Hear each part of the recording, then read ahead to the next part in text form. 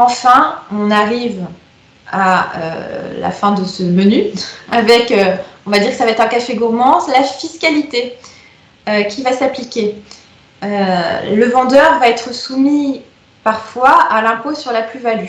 Si jamais le prix de vente de son bien est supérieur au prix d'achat et s'il ne justifie pas d'une cause d'exonération de l'impôt sur la plus-value. Alors le prix de vente qu'on va retenir, c'est le prix facial de la vente, mais on va déduire de ce prix les frais de la cession qu'il expose et également des dépenses de travaux, s'il a réalisé des travaux, s'il a amélioré son bien, soit parce qu'il a reconstruit quelque chose, ou il a agrandi, ou enfin bref, tous travaux d'amélioration, ces dépenses vont être prises en compte, soit sur présentation des factures justificatives, soit admet l'administration fiscale dans la limite d'un forfait de 15% du prix de vente, à condition qu'il y ait les travaux. Il faut bien justifier la réalité des travaux. Le prix d'achat, c'est pareil, on va le corriger un petit peu. On va le majorer des frais d'acquisition, c'est-à-dire des droits d'enregistrement et des frais de notaire qui avaient été payés au moment de l'achat. Ou bien d'un forfait de 7,5% si on n'arrive pas à retrouver les montants payés. Alors la plus-value, s'il y en a, elle va être doublement taxée. Elle va être taxée au titre de l'impôt sur le revenu, donc à un taux forfaitaire de 19%, et au titre des prélèvements sociaux à un taux de 17,2%. Il faut savoir que si cette plus-value est importante, donc si elle dépasse 50 000 €, l'État prélève également une taxe complémentaire, et oui, il en faut encore, de 2 à 6%, donc c'est une taxe progressive en fonction du montant de la plus-value réalisée. Je vous ai mis le tableau de l'abattement pour durée de détention, donc la plus-value à partir de la 6e année, il y a un abattement qui va être appliqué et qui va aboutir à une exonération totale de plus-value si le bien est détenu depuis plus de 30 ans. Sachant que les exonérations, l'abattement n'est pas le même, il y a deux variantes pour l'impôt sur le revenu et pour les prélèvements sociaux. Il y a des cas d'exonération, la vente de la résidence principale et de ses dépendances, donc cave, garage, emplacement de parking s'il est situé à moins d'1 kilomètre, sachant que pour cette notion de résidence principale, les juges n'ont souvent pas la même appréciation que l'administration fiscale. L'administration fiscale, elle estime qu'il faut avoir habité à titre principal le logement pendant un certain temps. Sinon, elle refuse, elle le remet en cause et elle engage une procédure de rectification fiscale. Mais il faut savoir que les juges n'ont pas ces mêmes considérations et qui vont apprécier au cas par cas. Par exemple, la Cour administrative d'appel de Lyon a pu retenir le fait que la résidence était la résidence principale des vendeurs pendant seulement 4 mois. Pourquoi? Parce que le juge a constaté qu'il y avait des consommations d'eau cohérentes avec la consommation habituelle de la famille dans son précédent logement, que la famille n'a pas disposé d'un autre logement pendant cette période de 4 mois, et ce, même si elle a quasiment revendu le bien dès son installation, puisqu'elle a signé un compromis, une promesse de vente dès son emménagement. En revanche, et c'est la même juridiction, elle retient que ne constitue pas une résidence principale un bien, bien qu'il était assuré comme résidence principale, bien que l'acte de vente mentionnait que le vendeur était domicilié dans ce bien, parce que là, à l'examen des documents, le juge a vu que la déclaration d'impôt sur le revenu du vendeur mentionnait l'adresse d'un autre logement, que ce logement était imposé à la taxe d'habitation en tant que résidence secondaire et non pas en tant que résidence principale. Donc, vous voyez, ça se prépare quand on met en résidence principale, il faut vraiment s'y prendre à l'avance. Également, dans ce cas, le compte bancaire du vendeur portait l'adresse d'un autre logement, donc il avait quand même assez tout faux sur la ligne. Et les factures de travaux et ses appels de cotisation d'assurance étaient également émis à une autre adresse. Donc on voit qu'il y a une analyse au cas par cas, qu'il faut pouvoir justifier que c'est la résidence effective, la résidence principale effective du vendeur. D'autres cas d'exonération, alors pour les principaux, donc si la vente du bien se fait à un organisme de logement social, également en cas de vente à un non-résident français, donc là ce sont des résidences, des raisons fiscales, la vente pour un prix inférieur à 15 000 € pour une personne seule et 30 000 € pour un couple. Également la vente, donc on en parlait tout à l'heure, des biens détenus depuis plus de 30 ans. Et la vente, donc ça c'est assez récent, d'un vendeur qui n'est pas propriétaire de sa résidence principale. Donc, il ne faut pas qu'il l'ait été directement ou indirectement, donc c'est également par une personne interposée, au cours des 4 années précédant la vente, et à la condition qu'il réutilise le prix de cession dans les 2 ans qui suivent la vente pour l'acquisition ou la construction de son habitation principale. Donc là, c'est conditionné. Enfin, côté acquéreur, puisqu'on a vu côté vendeur, l'acquéreur, lui, va payer les droits d'enregistrement, donc de 7 à 8% du prix de vente. Ces droits d'enregistrement, ça varie selon les départements, et il y a une partie pour la commune, une partie pour le département, une partie pour l'État, et il va également avoir à payer les frais de notaire. Donc, addition de sur la vente immobilière des biens anciens. Si vous avez des questions, je vous écoute.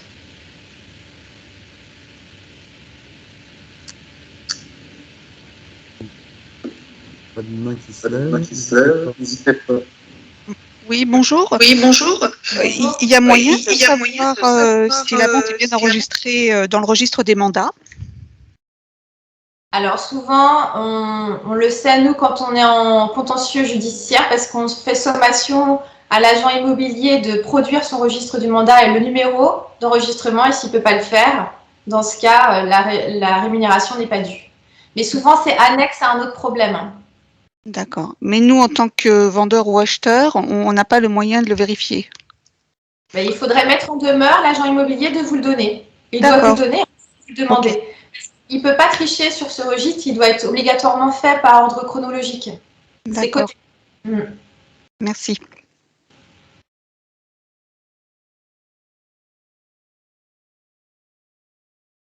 Oui, bonjour.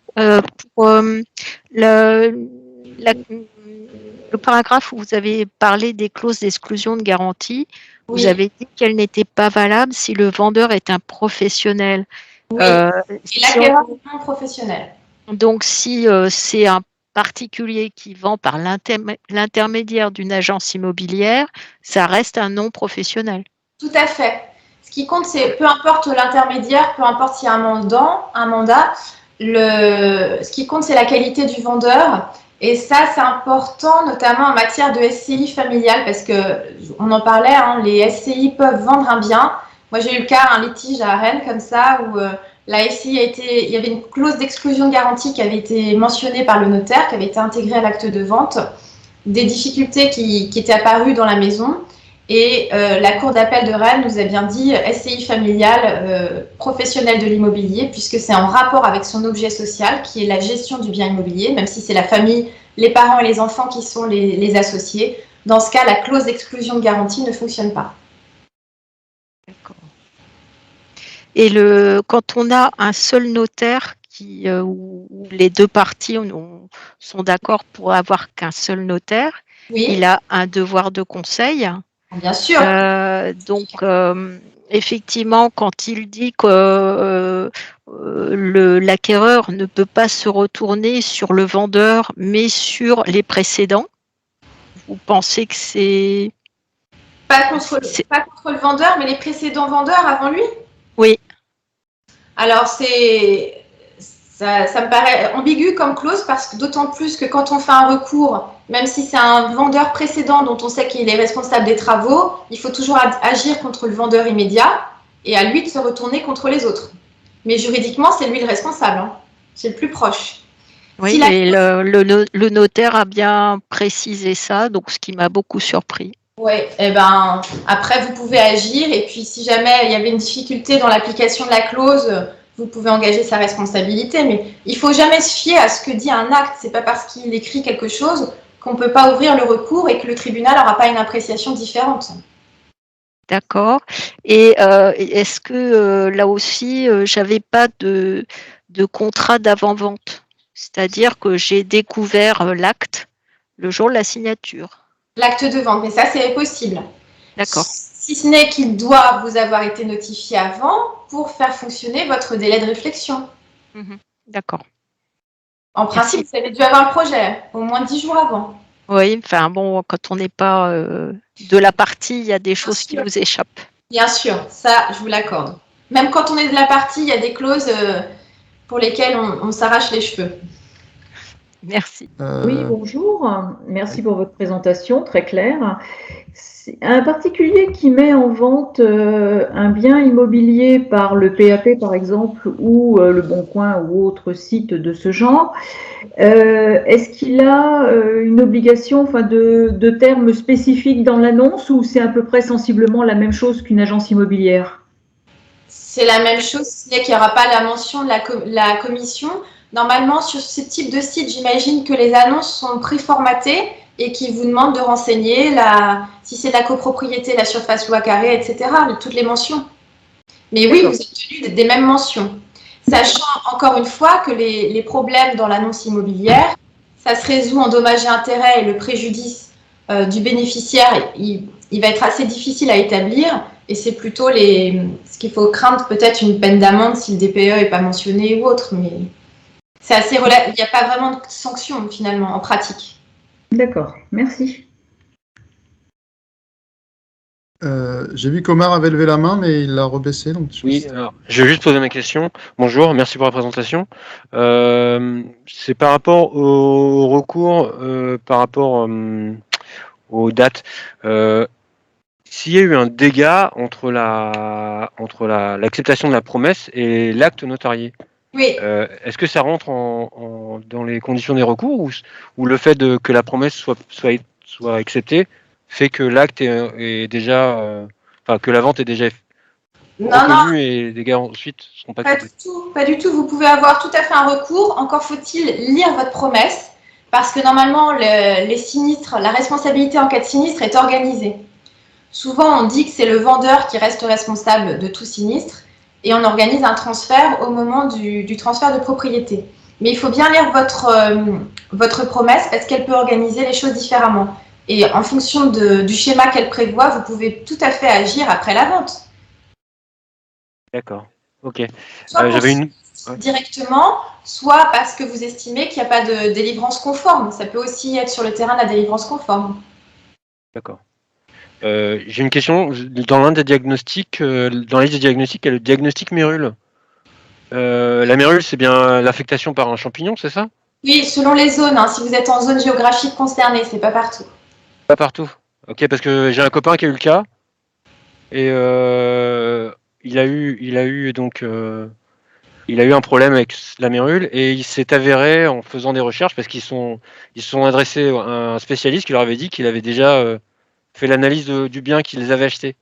Et le dommage était important, notamment sur la santé de l'occupant. Ah oui. Et il n'y a pas eu beaucoup de possibilités de recours.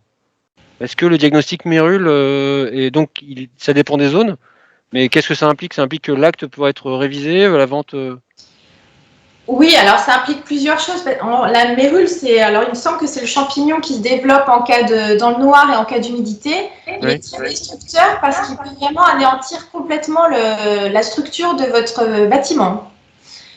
Au-delà des incidences, effectivement, sur la santé des occupants. Il y en a beaucoup en Bretagne. Oui. Si le diagnostiqueur atteste, fait un témoignage en disant qu'il est déjà venu, qu'il avait diagnostiqué la mérule et qu'on s'aperçoit que ça a été tu, là, c'est le champ des possibles en termes de recours. Vous pouvez agir en erreur, vous pouvez agir en dol, en obligation de délivrance, en garantie des vices cachés. Tout dépend de comment vous établissez sa présence antérieure. À quel moment, quelle démarche avait été engagée, etc. L'acquéreur informé, pas informé du tout, enfin, vous voyez. Mais là, pour moi, c'est le champ des possibles. D'accord, c'est ce qui me semblait, mais étant donné l'âge avancé de la vendeuse, je crois qu'ils avaient un peu lâché l'affaire. C'est peut-être essentiellement pour ça. Et est-ce que ces recours peuvent être engagés au-delà des 2 ans après la vente? Tout dépend du type de recours. Vous voyez, la délivrance conforme, délai raisonnable, vice caché, c'est les 2 ans de la découverte du vice. Le vice peut être découvert bien après. Pour la mérule, normalement, vous le voyez avant, mais les délais sont variants. Il n'y a pas forcément 2 ans. Le délai de droit commun, c'est 5 ans, la prescription.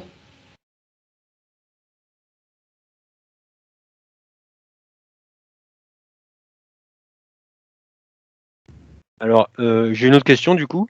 Est-ce qu'on peut exiger en tant qu'acheteur de revisiter le bien la veille de l'acte ou l'avant-veille pour pouvoir vérifier que le bien existe toujours dans l'état auquel... Oui, alors le mieux, si vous savez d'avance que vous aurez cette demande, c'est de le prévoir à la promesse, donc de prévoir en condition de vente une revisite avant la vente. Si ce n'est pas prévu, vous ne pourrez pas forcément l'exiger si toutes les conditions de la vente sont réunies. Vous ne pourrez pas contraindre votre vendeur s'il ne veut pas vous ouvrir la porte. En revanche, si vous voyez un état défectueux après la remise des clés, vous avez tous les recours possibles qu'on a évoqués tout à l'heure. D'accord, merci beaucoup. Le mieux, c'est de le prévoir dans la promesse si vous savez que vous aurez envie d'aller vérifier l'état des lieux avant la signature. D'accord, j'y penserai. Parce qu'entre la promesse et la vente, le vendeur il est obligé de conserver son bien en l'état. S'il y a des réparations à faire, il doit les faire. Si, il ne peut pas dégrader son bien, il sera responsable sinon après la vente. D'accord, merci beaucoup. On a une question de Thomas. Ouais, il y a plusieurs questions. On a déjà Thomas. Oui, bonjour. Vous avez évoqué la SCI familiale. En quoi qu'est-ce qui les caractérise? Est-ce que c'est les statuts de la SCI par rapport à une SCI normale? Ah oui, la SCI familiale, c'est la même chose. Hein. Il y a des statuts, simplement ce sont des membres d'une même famille qui sont les associés.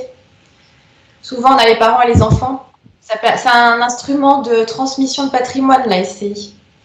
Oui, mais du coup, par rapport au contrat de prêt, par exemple, le contrat de prêt, il peut être différent entre une SCI normale et une SCI familiale. Parce que la SCI familiale, c'est des particuliers, j'imagine, qui sont un peu soumis au droit de la consommation. Ben justement, non. La SCI, même une SCI familiale, elle bénéficie à la même droit qu'un simple particulier, puisque vous êtes en société. D'accord. Donc c'est bien la société, c'est la société qui prend le financement, c'est pas la personne particulière associée de la SCI, sachant qu'il est possible de prévoir dans la promesse que l'acquisition se fera au profit de tel acquéreur ou de toute personne qui se substituera. Donc il est possible de signer la promesse en son nom personnel et de se substituer une SCI qui va être l'acquéreur au moment de la vente. D'accord, mais dans ces cas-là, le contrat de prêt qu'émettra la banque respectera les conditions destinées aux particuliers ou plutôt aux sociétés? Alors je ne suis pas banquière, donc.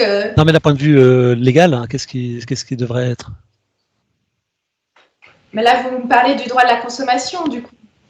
Oui, en fait, c'est un peu ça la question. Est-ce qu'on reste protégé par le droit de la consommation quand on s'est engagé en nom propre? Le droit de la consommation protège le consommateur. Donc le consommateur, c'est la personne physique qui n'agit pas dans un intérêt professionnel. D'accord. Donc dès lors qu'il y a substitution, on n'est plus dans le cas du droit de la consommation. On n'est plus dans la consommation. D'accord, merci. Patrick? Bonjour. Si vous apercevez le jour de la signature définitive que l'appartement est toujours occupé, squatté, ou que l'ancien locataire n'est pas parti, est-ce que vous pouvez annuler la vente si vous avez acheté libre de toute occupation? Alors, si vous achetez libre de toute occupation et qu'il y a quelqu'un dans les lieux, il faut dans ce cas mettre... oui, vous pouvez agir en nullité. L'idéal, c'est de mettre une condition suspensive de libération des locaux, mais ça peut être une condition de la vente aussi, puisqu'on estime qu'elle est vendue en libre de toute occupation. Et oui, certainement, vous pouvez agir en nullité, puisqu'il ne vous délivre pas la chose vendue. Ok, merci. Sonia? Oui, bonjour. Donc, par rapport aux vices cachés en termes d'immobilier, est-ce qu'il est considéré qu'un environnement bruyant de voisinage peut être considéré comme un vice caché? C'est arrivé. Justement, j'ai lu ça une fois et ça m'a fait bien rire, enfin bien rire entre parenthèses, mais ça me semblait bizarre que ça puisse passer sur un vice caché. Mais bon, peut-être que vous pourriez nous en dire C'est plus. sur le dol que sur le vice caché. Ah. Parce que le vice caché, c'est ce qui va rendre la chose impropre à son usage. Donc, ce serait par exemple une maison d'habitation qui aurait un tel défaut qu'elle ne peut pas être habitée. Généralement, les nuisances de voisinage, c'est plutôt sur le terrain du dol, où on voit des cas de vendeurs qui sont informés d'un projet de construction d'une entreprise très bruyante aux alentours. Chut, chut, on ne le dit pas à l'acquéreur, on se dépêche de vendre au bon prix avant une baisse de valeur de notre bien, et il achète comme ça. Là, les acquéreurs, s'ils démontrent que le projet a été connu par les vendeurs avant, il peut facilement obtenir la nullité de la vente sur le fondement du dol. C'est la réticence dolosive, le silence, là. D'accord. Je pensais plus à un environnement de voisinage, entre parenthèses, sur des copros où, voilà, ça arrive souvent. Mais quel serait le vice? Comment? Quel serait le vice? Des voisins bruyants, tout simplement. Non, ça, c'est pas c'est pas un défaut du bien, c'est pas intrinsèque au bien. D'accord. Sur je sais pas, un restaurant ou un bar ou une discothèque qui se trouve sous un appartement, peut-être qu'on est à la limite là, non? Vous le voyez, hein? On l'achète en l'état, quoi. Ça dépend. Si c'est fermé au moment où on visite. Il y a une obligation pour le vendeur de renseigner et de conseiller son acquéreur, mais inversement, il y a une obligation pour l'acquéreur de se renseigner un minimum sur ce qu'il achète. Donc, si c'est dans le même bâtiment, je ne vois pas comment il pourrait agir contre son vendeur. Surtout sur des problèmes de voisinage. Il y a d'autres actions qu'on a bien étudiées ensemble la dernière fois. C'est vrai. Oui.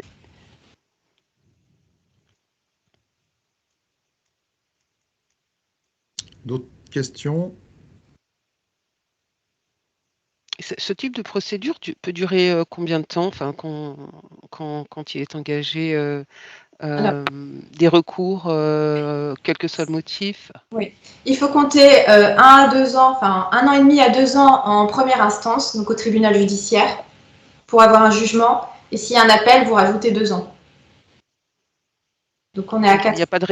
Est-ce qu'il y a des référés dans ce cas de figure, enfin, en fonction des circonstances? Le juge des référés, c'est le juge de l'évidence. Donc lui, il peut trancher que des points de droit qui sont très très évidents, ce qui ne sera pas le cas sur de la responsabilité ou de l'indemnisation. D'accord. Donc un référé en la matière, c'est difficile. Vous n'obtiendrez pas tout ce que vous pouvez faire certaines demandes en référé, mais vous n'obtiendrez pas une résolution de vente ou des dommages et intérêts seulement à titre provisionnel, mais vous n'obtiendrez pas ça en référé. Merci.